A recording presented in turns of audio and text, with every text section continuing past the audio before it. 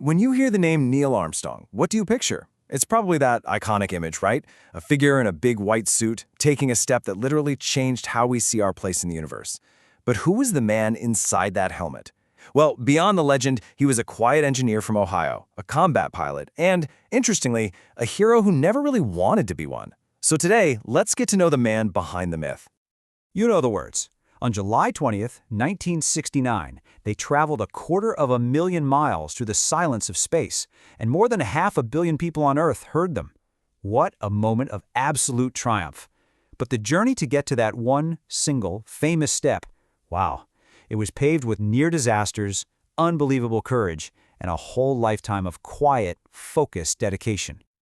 So to really understand that giant leap, we've got to rewind and look at all the small steps that came before it. We're going to follow his journey from just a kid in Ohio who fell in love with airplanes to a pilot who was truly tested in the skies of combat. We'll even relive those heart-pounding final moments of the moon landing. And then we'll meet the intensely private man behind the public icon. Okay, so let's start at the beginning. Our story doesn't begin in a rocket, but way back in rural Ohio, with a young boy who just completely fell in love with the sky.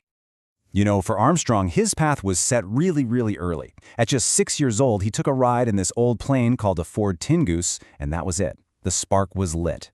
He was so focused that, get this, he had his pilot's license at 16, before he was even old enough to legally drive a car. That kind of discipline, you also saw it in his time as an Eagle Scout.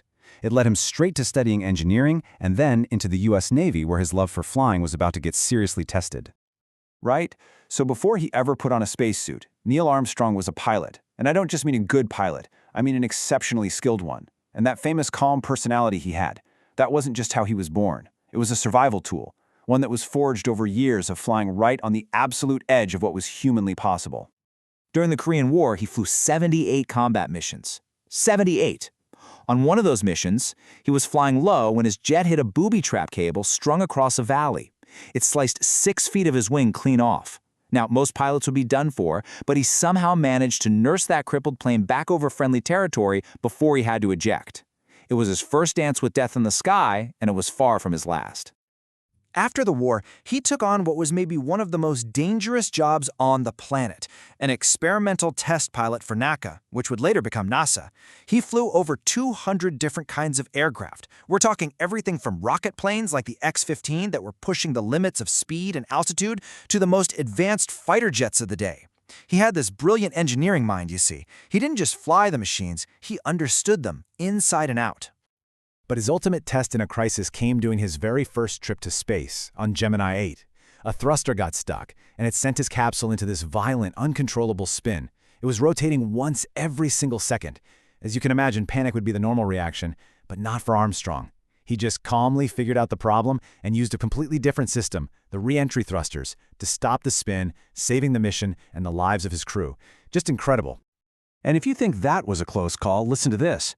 While he was training for the moon landing, he was flying this thing they nicknamed the Flying Bedstead, a really difficult training vehicle. Well, he lost control of it.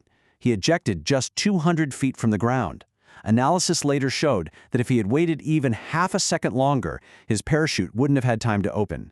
That calm, split-second decision-making under insane pressure, that's exactly why NASA knew he was the man for the job. So all that training, all those close calls, every bit of it, it all came down to this one single moment, the final, absolutely heart-stopping descent to the surface of the moon. You know, that landing was anything but smooth. First, the guidance computer just starts screaming with alarms they'd never even seen in the simulations. Then, Armstrong looks out the window and realizes the autopilot is taking them right into a crater filled with giant boulders. So what does he do? He takes manual control, flying the lander like a helicopter, hunting for a safe place to touch down, all while the fuel is just vanishing. In Houston, they're calling out the time left. 60 seconds, 30 seconds. Can you imagine the tension? With the entire world holding its breath, he gently set the Eagle down with about 45 seconds of fuel to spare. At that moment, he wasn't just an astronaut, he was that test pilot, and that's what saved the mission. So he'd done it. The impossible. He was, without a doubt, the most famous man on Earth. But the Neil Armstrong who came back was the exact same humble, private engineer from Ohio who had left. The world wanted to celebrate a hero. I mean, there were ticker tape parades, medals, every honor you can imagine. But Armstrong, he wanted absolutely nothing to do with it. He stepped out of the spotlight almost immediately, resigning from NASA to go teach engineering at a university. His family later called him a reluctant American hero, and that just hits the nail on the head. He truly believed the credit belonged to the 400,000 people who worked on the Apollo program, not just him. But even though he hated the fame, he never walked away from his duty. When the space program had its darkest days, like the Apollo 13 accident and the Challenger disaster, he was right there, serving on the investigation commissions, lending his unmatched expertise. He was even approached by both political parties to run for office, but he refused to cash in on his fame. He just chose a life of quiet service to engineering and to his country. So what's the lasting legacy of a man who touched the moon but really just wanted a quiet life back here on Earth? Well, I think it lies in his actions and also in his words. Look, we all know his famous words from the moon. But this quote, right here, this one really gets to the heart of who he was. It wasn't just about being efficient. It was this deep belief in having a purpose. That's the mindset that drove him to get a pilot's license before a driver's license, to master all those complex machines, and to focus only on the mission, not the glory that might come after. He just didn't waste time on things that didn't matter.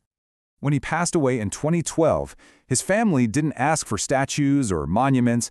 They just asked for this. It's such a simple, beautiful, and humble request, and it perfectly captures the man he was, a quiet hero who served his country, achieved something magnificent, and never stopped being that kid from Ohio who just loved to fly. Neil Armstrong showed us that the greatest leaps forward often come from people who are focused not on the fame, but just on the task at hand. His legacy isn't just about walking on the moon, it's about the power of humility, of courage, and of service. And it leaves every one of us with a pretty simple question. His small step changed our world. What will yours be?